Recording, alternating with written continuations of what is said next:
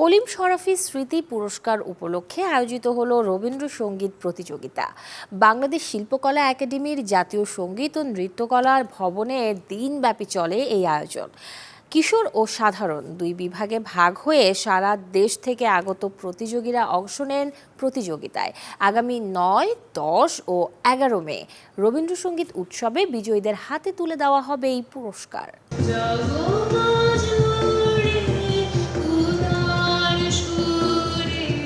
জগৎ জুড়ে উদার সুরে আনন্দ গান বাজে। রবি ঠাকুরের ভাবনায় ঠিক এমনই এক পৃথিবী ছিল, যেখানে সুরের ছন্দে বাজবে আনন্দের ধ্বনি।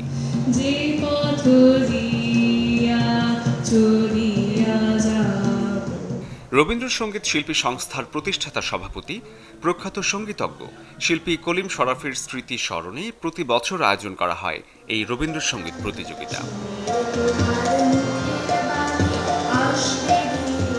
কলিম শরাফী স্মৃতি পুরস্কার ১৪৩১-এ কিশোর এবং সাধারণ এই দুই বিভাগে নাম রেজিস্ট্রেশন করে সারা দেশ থেকে প্রতিযোগীরা অংশ নেন। কণ্ঠে তাদের সুরের সাথে আনন্দের উচ্ছ্বাস। এভাবে প্রতিযোগিতা অংশগ্রহণ করতে খুব ভালো লাগছে। আমার প্রথমে একটু নার্ভাস ফিল হয়েছিল, কিন্তু পরে আমি ঠিকমতো গাইতে পেরেছি বিচারকদের সামনে। এখন আমার ইচ্ছা এই রবীন্দ্রসঙ্গীত নিয়ে ভবিষ্যতে এগিয়ে যাওয়ার। খুবই ভালো লাগছে। আর তাছাড়া আমি আগের বছরও এই কম্পিটিশনে নাম দিয়েছিলাম, আগের বছর যৌথভাবে থার্ড হয়েছিলাম। এবছর কি হয় জানি না। তো আমি খুবই কৃতজ্ঞ নিজের প্রতি যে আমি এত বড় বড় লোকের সামনে যে গান করতে পারছি। আমি আসলে বরাবরই রবীন্দ্রপ্রেমী একজন মানুষ, আর আমার কাছে রবীন্দ্রসঙ্গীতে যে কোনো প্রতিযোগিতায় অত্যন্ত আবেগের একটি জায়গা। এখানে আসলে মান পাওয়াটা বিষয় না, বাট এত এত গুণীজনদের সান্নিধ্যে আসতে পেরে খুবই ভালো লাগছে, আর প্রতিযোগিতায় অংশগ্রহণ করতে পেরে আমি খুবই আনন্দিত। আসলে প্রতিযোগী এখানে অনেক আছে, এক একজন এক একভাবে গান গাচ্ছে, তো কেউ ভালো গাচ্ছে কেউ খারাপ গাচ্ছে। সেই ক্ষেত্রে আমি আমার দিক থেকে আমার বেস্ট ট্রাই করেছি। অভিভাবকরা বলছেন, উন্মুক্ত এই আকাশ সংস্কৃতির যুগে শেকড়ের ঠিকানা চিনিয়ে দিতে রবীন্দ্রসঙ্গীত চর্চার চেয়ে ভালো আর কিছু হতে পারে না। আমি চাইছি যে আমার সন্তানরা যেন সে শিক্ষা নিয়ে বেড়ে ওঠে, এবং তার প্রথম শিশুকাল থেকেই আমার সন্তানদেরকে, ও আছে এখন আমার বড় মেয়ে, এবং তাদেরকে আমি এই শিক্ষায় শিক্ষিত করেছি যে সংস্কৃতি যেন তাদের মধ্যে থাকে, এবং আমার উত্তরাধিকার সূত্র যেন সংস্কৃতিটা বেঁচে থাকে। গানের মধ্যে থাকলে তার সময়টা সুন্দরভাবে কাটবে, সে অপসংস্কৃতির সাথে জড়াবে না। সবচেয়ে বড় কথা এটা, সংস্কৃতির মধ্যে থাকতেই হবে, আমার কথা হচ্ছে সেটা। আমাদের ঐতিহ্যগত যে সংস্কৃতিগুলো আছে সেগুলো প্রায় ভুলতে বসেছি।